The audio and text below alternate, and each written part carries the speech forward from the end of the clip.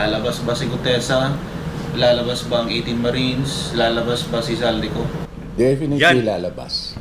Kaya nga yung sinasabi nila, kino-cover up lang nila yung kodita eh. Talagang mukhang may kinatatakutan sila sa mga bagong majority. Alam nila na mag-o-online testimony si Saldico. Isa raw ito sa mga kinatatakutan ng minority senators. At eto mga kadonatics, totoo kaya ito? Breaking news!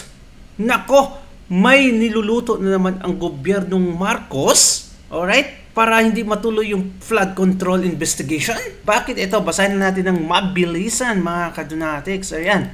Breaking news! Romualdez aarestuhin ng Sandigang Bayan bukas para makaiwas sa BRC or Blue Ribbon Committee investigation sa flood control. Is it really true mga kadonatics? Kasi nako, it can happen. Ang dami na nilang ginawang mga kabalastugan para lang mapagtakpan itong flood control investigation. Today, yesterday, and previous days mga kadonatics, ang bukang bibig ng minority, alam nyo ba, palitan si Senator Alan Cayetano. Tapos ngayon, ang sinasabi nila sa mga interview, paano tayo makakapagtrabaho nito kung isususpend o iboboycott yung Senado? Pinare-resign na nila si SP Cayetano. Can you imagine? Ipaparesign nila para makuha nila yung Senate presidency na naman mga kadonatics. Utak ng mga komunistang minority talaga. And they call it BBM 11. Now ngayon, may reaction itong si BBM. Kakapasok lang patungkol sa nagaganap na boycott sa Senado mga kadonatics. At eto, panoorin lang natin. Nakakatuwa naman yung pinagsasabi niya. Kala mo talaga na napakatinong servant. Eto, ayan. Ayan. Paano ba? Nagbago na ba yung rules? Nagbago na ba yung mga patakbo natin kagaya ng sa mga nakaraan? It is a rule that is contained in the Constitution. And so,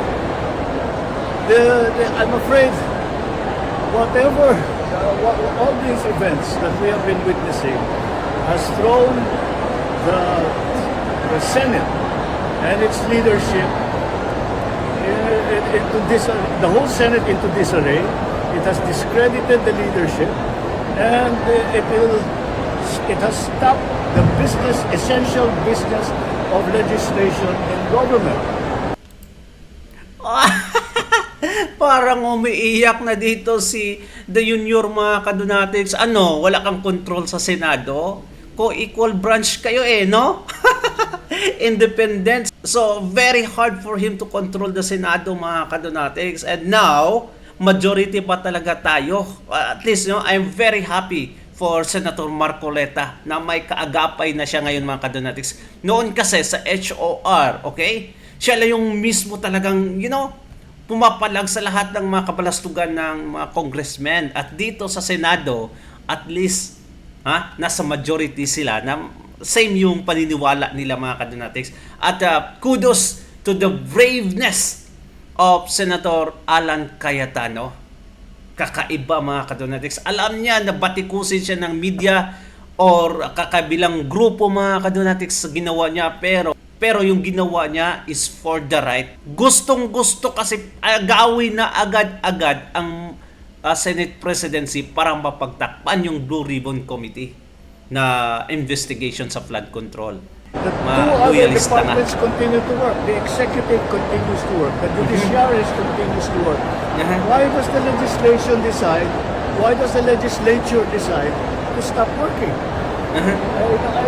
Because of you! Because of you! Mga kademonyohan ng pinagagawa nyo. Gusto nyong itago yung katotohanan sa taong bayan. I don't want the Senate to be boycotted.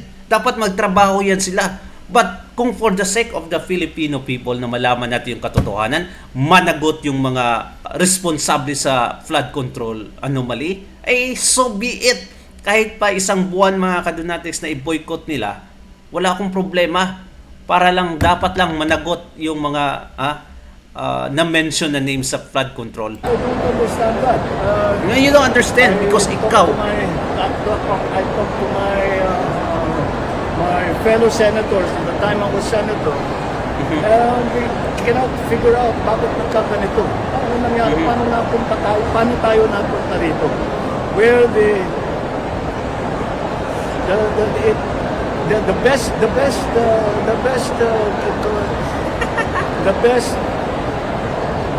description I can have is that the legislature is now in disarray. But that is exactly the opposite from what we are trying to achieve. We are trying to achieve some form of stability so that people can get on with their lives, so that people can plan ahead for their future, so that people can count on the assistance of government during this time of an emergency. And we cannot do that if the legislature decides to stay at home and have a vacation. I know that is anathema to everything that governance is about. I never imagined in my entire life, never mind my entire political life, that such a thing could happen, especially to the august, it's no longer august now, but to the August body of the upper house of the Senate of the Philippines.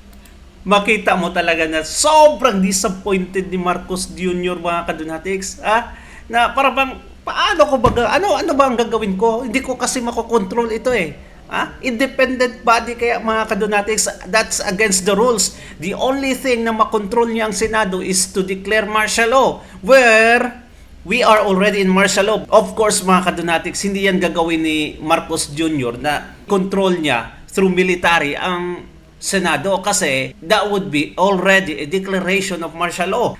Ang gagawin niya lang dito mga kadunatics is to expose his frustration. Kawawang nilalang. Yan. Makokontrol mo yung ibang ahensya but not the Senate. Kaya Marcos Jr., yung pangalan mo lumabas sa investigation, kaya umanda ka, baka ipatawag ka din.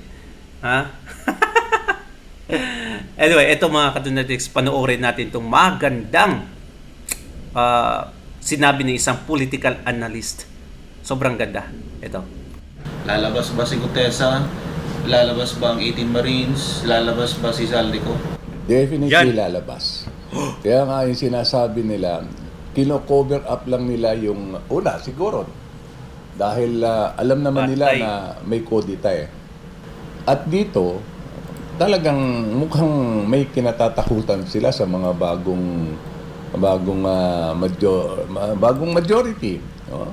Sa pamumuno ni Senate President Alan Peter Cayetano, ganito na lang ka-massive ang manhunt at massive ng instant filing ng mga asunto ng mga senador na kasapi ng majority ngayon.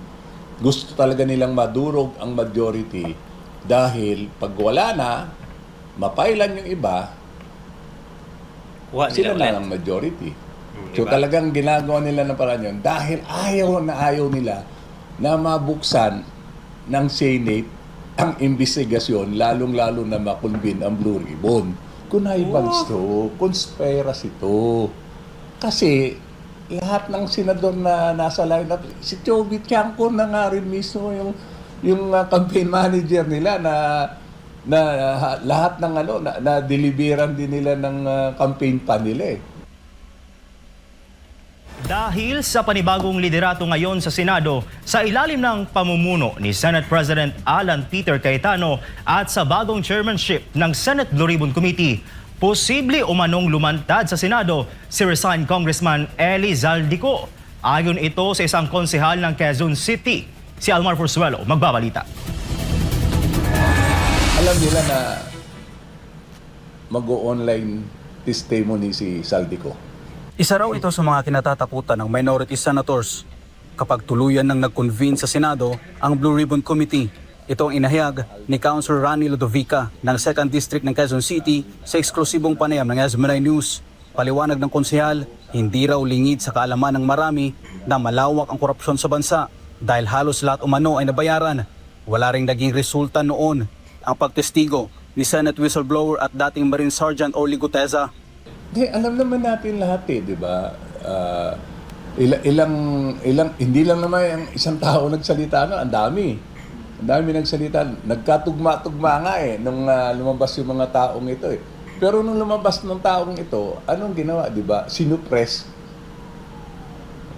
Sinupress. Pero nung nasuppress si Cotesa, may lumabas.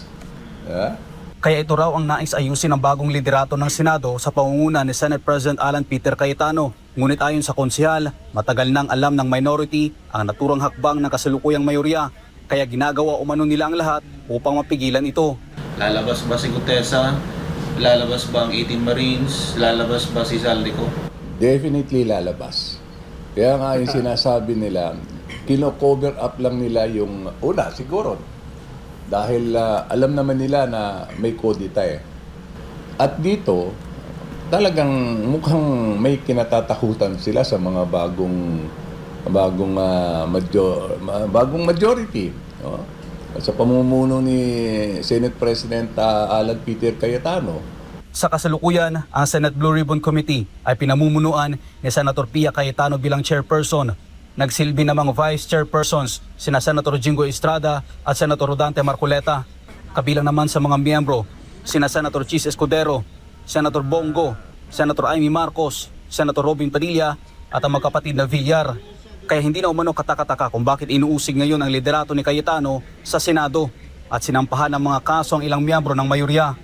Dito po, ganito na lang ka-massive ang manhunt at massive ng instant filing ng mga asunto ng mga senador na kasapi ng majority ngayon. Gusto talaga nilang madurog ang majority dahil pag wala na, mapailan yung iba, sila na ang majority. So talagang ginagawa nila ng paraan yun dahil ayaw nila na mabuksan ng Senate ang investigasyon, lalong-lalo na makonvene ang Blue Ribbon. Tungkol naman sa tanong kung may kumpas ba ni Pangulong Ferdinand Marcos Jr. ang mga nangyayari sa Senado, ito ang naging sagot ng konsehal. Lahat connivance to, conspiracy to. Kasi lahat ng senador na nasa lineup, si Joby Tiangco na nga rin mismo yung campaign manager nila na lahat ng na deliveran din nila ng campaign pa nila At yung testimony rin ng 18 bodyguard ni Zaldico, mayroon ding testimony sila ron na si Senate President Soto na deliveran nila ng maleta, si Lacson, pati yung bakit ang ICC nakapasok sa atin dito. Alam yun, hindi lang katang isip ng 18 bodyguard, may paper trail yun. May CCTV doon sa opisina ni Zaldico. Kung matatandaan sa paglutang ng 18 bodyguards ni Zaldico, binanggit nila na ilang senador sa minority ang umano na deliveran nila ng mga maleta ng pera. Ayon sa kanilang mga pahayag, kabilang din umano sa mga na-deliveran ng mga maleta ng pera sina Pangulong Ferdinand Marcos Jr. at former Speaker Martin Romualdez. Para sa Diyos sa Pilipinas, Well, totoo talaga yan mga kadonatics. Kasi alam naman natin, mismo ng si Romualdez ang nagsabi na I will not be the scapegoat at talagang may mananagot dito. I'm not the mastermind at ituturo ko na if I go down, you will go down. Parang ganun yung sinasabi niyo mga kadonatics. Kaya, eto, sinampahan ng kaso. Bukas baka arestuhin to mga kadonatics. Let's see kung talaga ang mangyayari.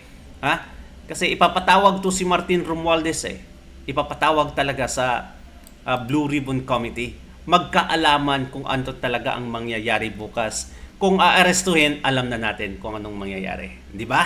Alam na natin na connivance. Lahat ay plano pa rin ng administrasyong ito. Let's see. Sana nga lang lumabas itong si Zaldico mga kadonatics at magpapatunay sa mga aligasyon ngayon. The videos are enough, but mas maganda kung kasama siya sa investigasyon. Doon natin talagang malalaman ang lahat. At itong si Romualdez, eventually, kung mapipressure to, mag-crack ang egg nito mga kadonatics. This is very, very exciting and interesting. Sabi nga natin mga kadonatics na mag-holiday daw sila bukas. bibili ng mga snacks while the flood control investigation is going on. Nako, mas matindi pa daw sa Netflix ang mga nangyayari ngayon sa Senado, mga ka-Netflix, and sa Pilipinas as a whole.